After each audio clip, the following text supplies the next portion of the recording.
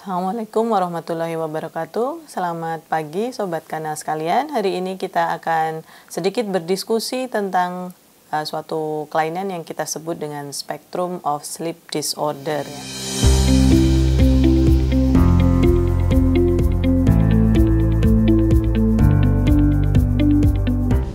Oke, jadi apa saja yang akan kita diskusikan hari ini meliputi perkenalan ya, mengenalkan tentang apa itu sleep disorder, sleep breathing disorder dengan spektrumnya, kemudian klasifikasinya apa saja.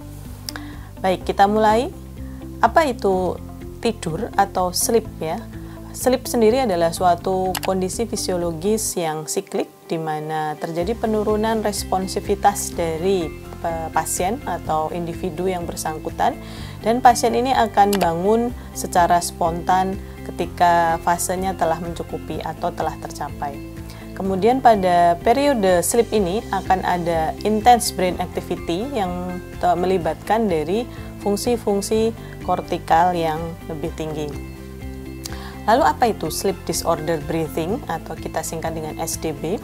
SDB ini adalah suatu kondisi airway collapse atau upper airway collapse yang terjadi secara berulang selama kita tidur.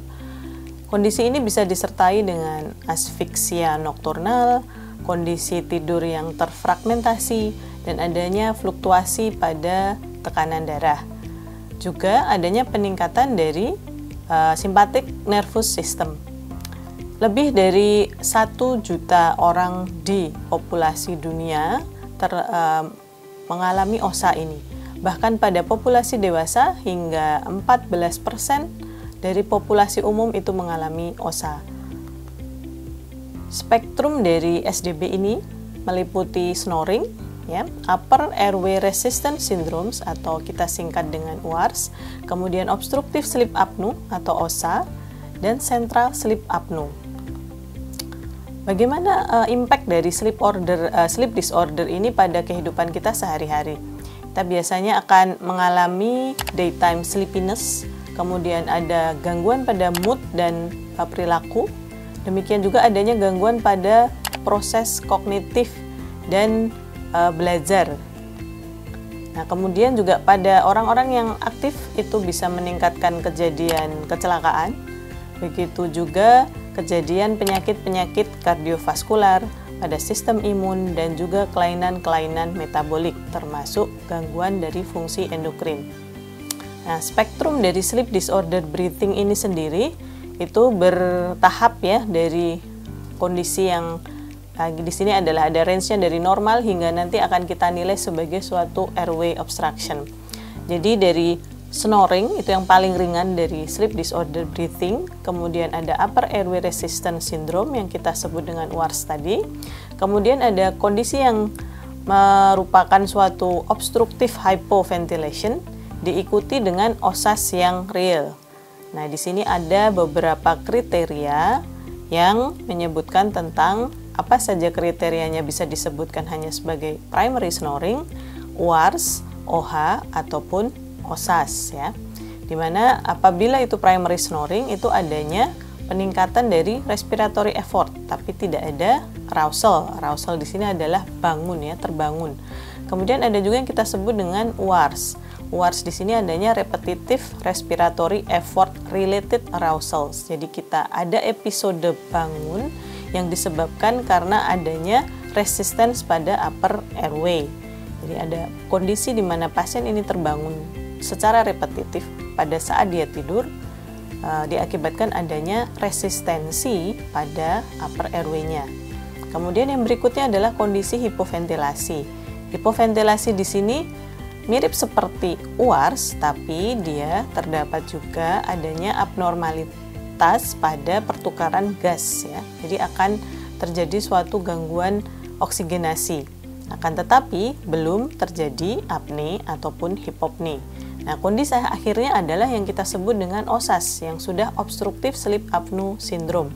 Di sini adanya partial atau complete obstruction. Jadi ada sumbatan yang parsial atau komplit yang mengakibatkan terjadinya hipoksia, hiperkapnia, dan atau adanya respiratory arousal. Jadi pasien ini akan sering terbangun karena adanya episode hipoksia, hiperkapnia ya, atau apnu selama dia tidur. Nah, ini kita sebut dengan OSAS.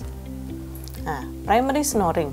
Di sini kita gambarkan seperti ini ya. Jadi ada suatu sumbatan, baik itu di hidung, di tenggorokan, atau di bawahnya lagi, di mana dia biasanya hanya parsial, kemudian udara masih bisa melewati, dan karena adanya sumbatan yang parsial tersebut, dia terjadi muncul suara yang kita kenali sebagai snoring atau mendengkur ya.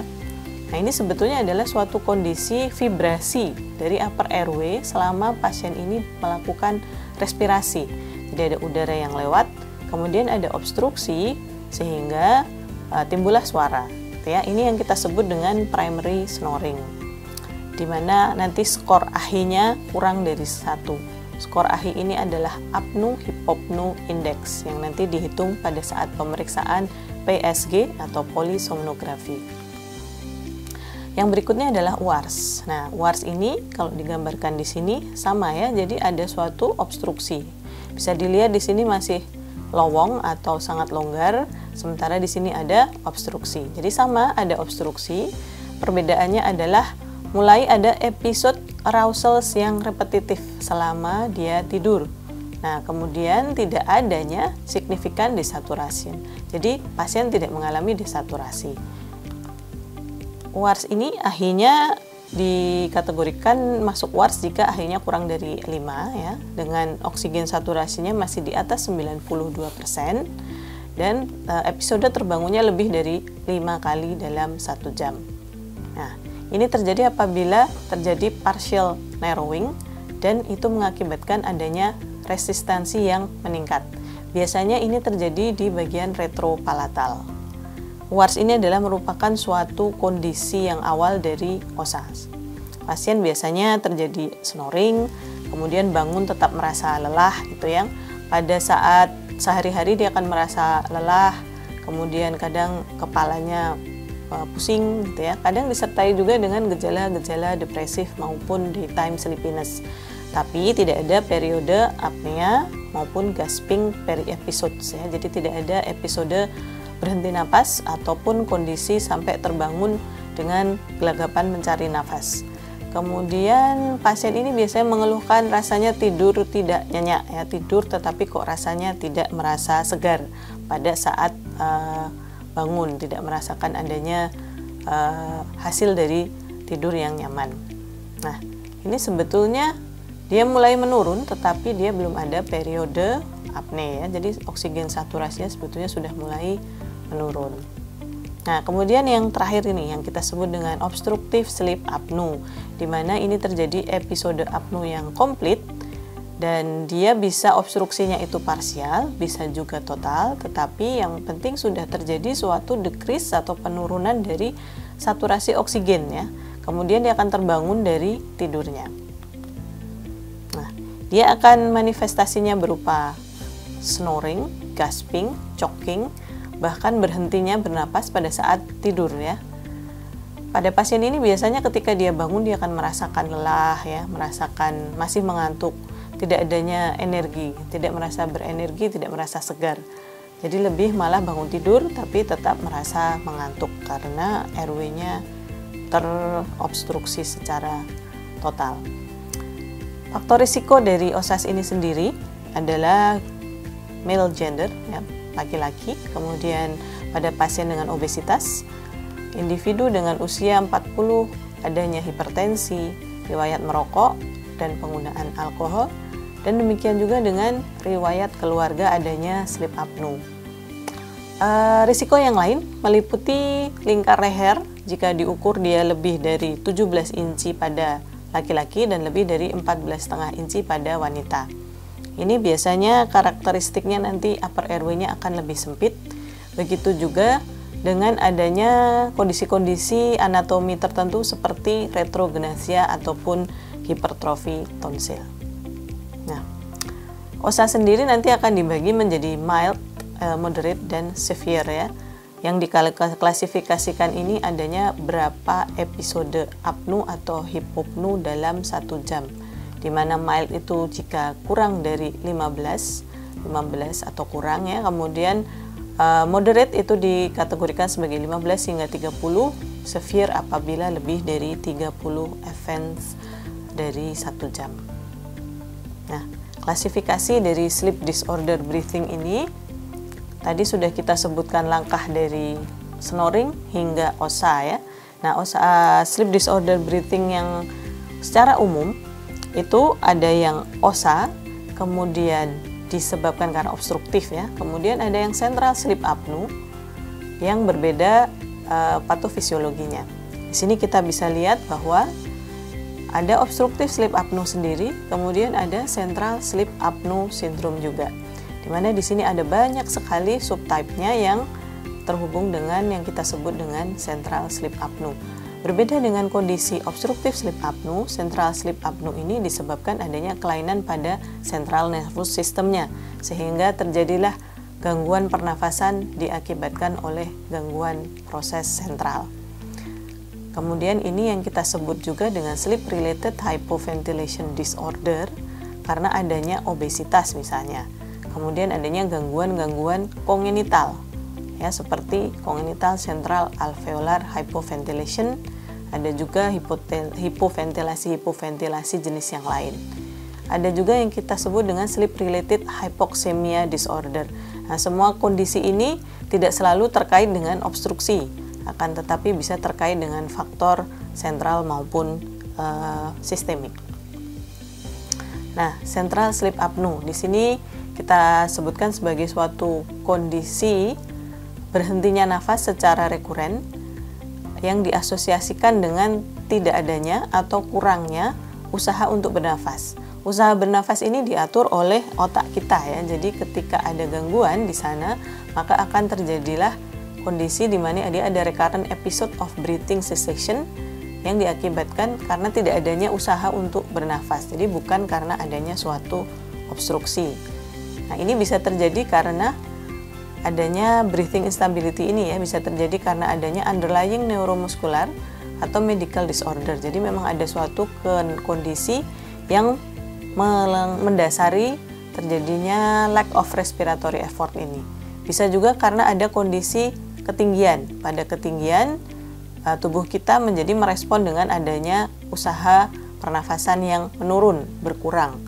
Begitu juga dengan penggunaan obat-obatan tertentu yang mendepresi atau mensupresi pernafasan seperti opioid. Nah, di sini dia akan berperan pada sentral sehingga pernafasan menjadi berkurang atau berhenti.